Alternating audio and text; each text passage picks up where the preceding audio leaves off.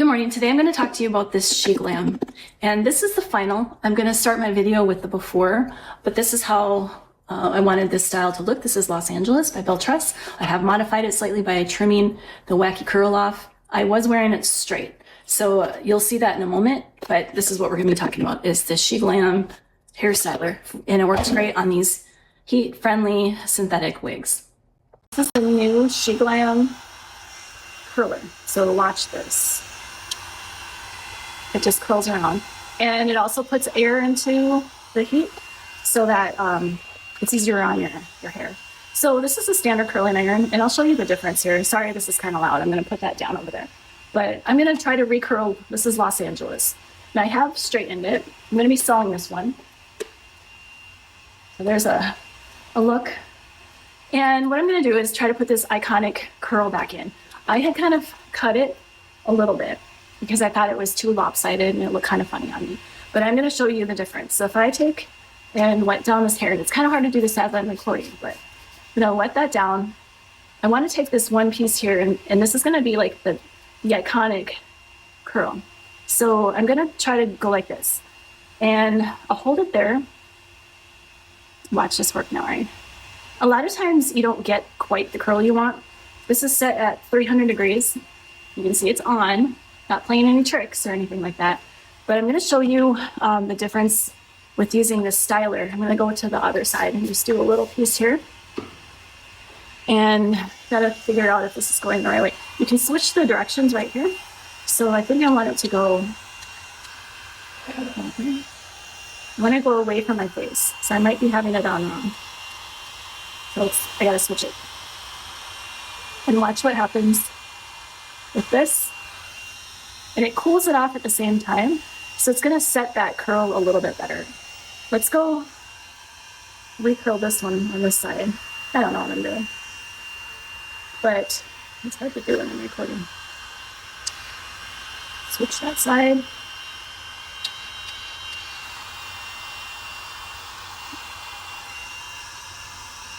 See, it just makes a little bit more of a structured curl, I feel like. And let's try this piece. Put it in there. It's really hard to do while recording.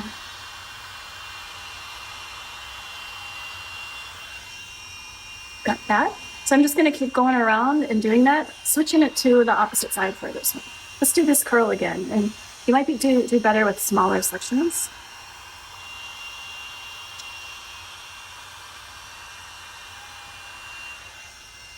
I'm impressed with it. I think it holds the curl a lot better than standard curling iron does. Sometimes those curls just fall really flat.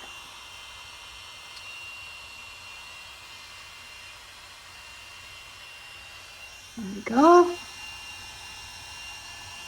So yeah, if anyone's interested in buying this one, I'm going to be selling it super cheap actually, because it's been around a while. I'm going to wash it in Brandywine like I always do. And hit me up if you want to buy it. I'm going to keep working on it. I'll show you the after in a minute.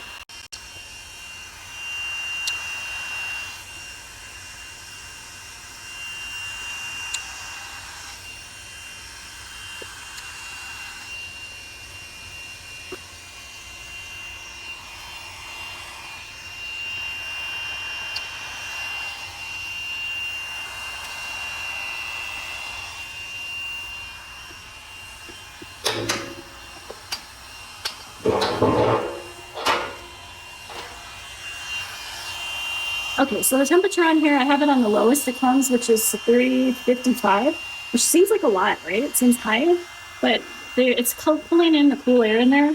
So I think that that's why it's okay to do that. I'll turn this off.